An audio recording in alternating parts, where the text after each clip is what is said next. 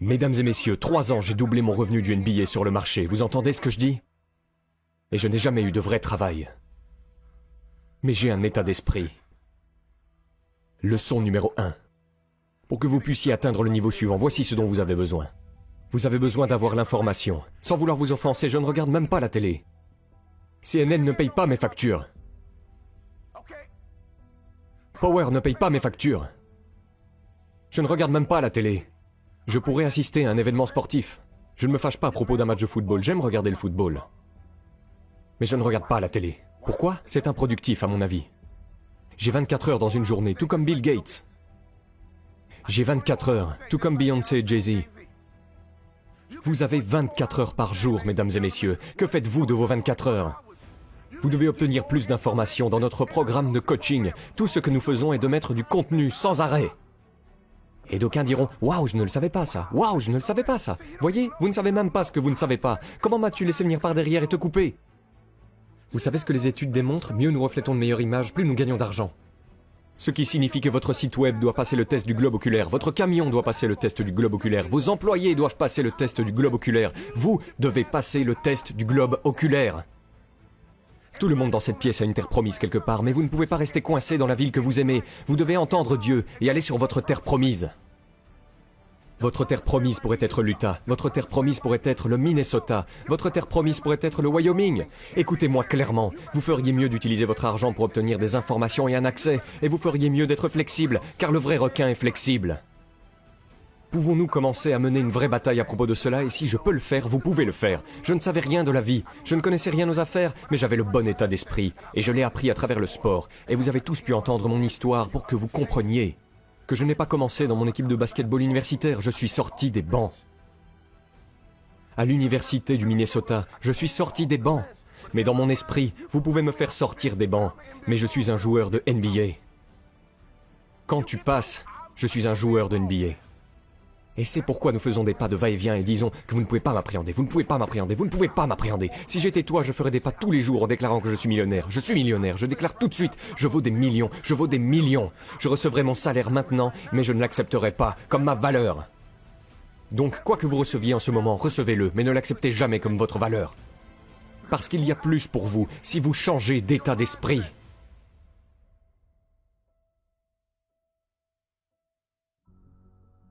Dans mon programme de coaching, j'ai eu un concept appelé l'effet cravate noire.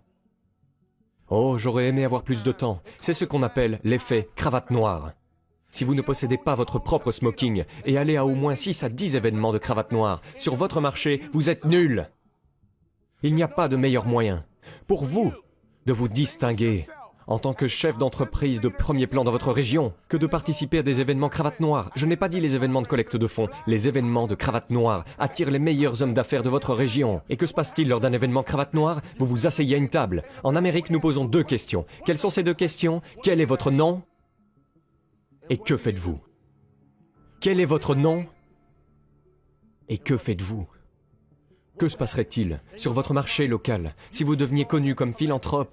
Que se passerait-il sur votre marché local si vous étiez reconnu comme étant un organisme de bienfaisance? Que se passerait-il sur votre marché local si tous les autres propriétaires d'entreprises qui réussissent très bien connaissaient non seulement votre entreprise, mais ils vous connaissaient personnellement? Puis-je vous poser une question? À combien d'événements de cravate noire allez-vous?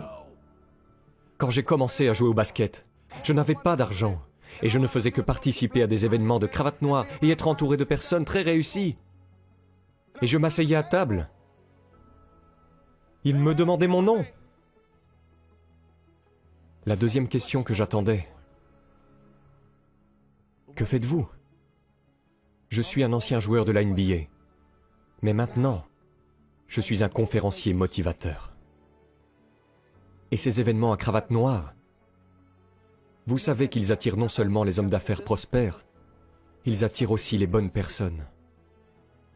Les hommes d'affaires qui ne se soucient que de l'argent ne vont pas aux événements de cravate noire. Les gens qui vont aux événements de cravate noire se soucient de la communauté. Les personnes qui participent à ces événements font une différence dans leur communauté. Laissez-moi vous dire quelque chose. J'ai été terminé tout de suite lors des événements de cravate noire, que ce sont les personnes qui réussissent que je voulais connaître. Et j'ai commencé à créer un effet de levier. J'ai commencé à bâtir une marque, en établissant des relations avec les meilleurs hommes d'affaires de ma communauté, parce que j'étais prêt à participer à des événements de cravate noire. Il n'y a rien de plus important que vous puissiez faire en tant que propriétaire d'entreprise. que d'acheter votre smoking et d'aller à des événements en cravate noire. Parce que tout le monde dans l'immeuble va vous demander votre nom et vous demander ce que vous faites.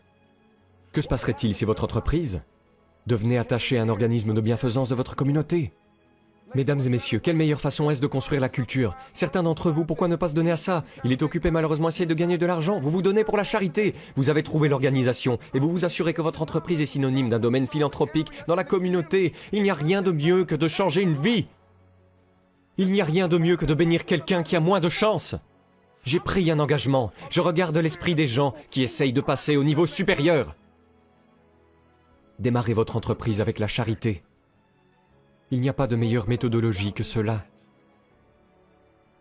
N'oubliez jamais cela. Toutes les grandes marques sont bâties sur la passion. Donc avant de construire votre marque, ce n'est pas une question de couleur. Ce n'est pas une question de forme. Toutes les grandes marques sont fondées sur la passion. Alors, puis-je vous poser une question? Qu'est-ce qui vous passionne? Voyez, si vous n'êtes pas passionné par quoi que ce soit, votre marketing sera également « Cela a-t-il du sens ?» Vous ne pouvez pas créer une grande marque sans passion. Jetons un coup d'œil à Nike. Philip Knight a construit Nike et la marque par passion. Il adore courir. Et il n'a pas trouvé de bonnes chaussures de course. Alors, il a bien dit, je vais juste créer une entreprise et en faire moi-même. Parce qu'un bon coureur doit avoir de bonnes chaussures. Il a créé une marque internationale basée sur la passion. Si vous voulez être millionnaire, vous devez penser comme une personne qui a $1 million. Vous ne pouvez pas simuler cette chose. Maintenant, écoutez ce que je dis. Vous devez être légitime dans ce jeu. Vous ne pouvez pas faire semblant à la NBA. Vous devez être capable de vous en sortir. Vous devez pouvoir accrocher. Vous devez être légitime. Et puis les affaires sont de la même manière. Vous devez être légitime. Alors prenez votre argent, obtenez des informations dans votre tête, puis prenez de l'argent et obtenez l'accès. J'ai 3 enfants. C'est pourquoi vous devez y avoir accès, afin de faciliter la vie de vos enfants. Eh bien, vous savez, le duel pour moi, cela se trouve dans votre état d'esprit. Personne ne le fait à ma place, personne ne le fait pour mes enfants. Vous ne pensez pas à votre héritage. En ce moment, c'est comme un contrôle de soi. Vous exécutez le tableau de bord 4 par 1 de 100 mètres, 4 par 1, et votre temps plein est entre vos mains. Et laissez-moi vous dire quelque chose. Je veux que tu cours aussi fort que tu peux, aussi vite que tu peux, aussi dur que tu peux. Et un jour, tu vas y arriver. Un jour, tes genoux vont fléchir. Et ton fils sera juste derrière toi. Ta fille va être juste derrière toi. Et ensuite attirer aussi de bonnes personnes. Et vous devez réussir à transférer cet état d'esprit à l'athlète devant vous. Et c'est votre fils, c'est votre fille. Alors pouvez-vous me rendre service? Tu dois monter sur cette piste et courir parce que la balle est dans ton camp en ce moment. Et pour moi, $50 000 ne suffisent pas pour vivre vos rêves. Pour moi, $80 000 ne suffisent pas pour vivre vos rêves. Pour qui essaye de vivre dans cette grande maison, pour qui essaye de vivre dans cette grosse voiture, qui essaye de prendre sa retraite avec de l'argent réel à la banque. Mesdames et messieurs, vous savez que l'Américain moyen n'a que $1 500 en économie? Vous êtes un accident de voiture, loin de faire faillite. Écoutez-moi attentivement. Ne vendez pas de produits. Vendez des espoirs et des rêves. Ne vendez pas de produits. Vendez des espoirs et des rêves. Ne vendez pas de produits. Vendez des espoirs et des rêves. Je me donne et les bénédictions me viennent. Dans votre communauté, soyez charitable. Dans votre communauté, soyez un donateur. Dans votre communauté, apprenez à connaître les autres donateurs et je vous promets une chose. Quelque chose va arriver à votre cœur. Quelque chose va arriver à votre culture. Et l'indicateur le plus important, quelque chose va arriver dans votre poche.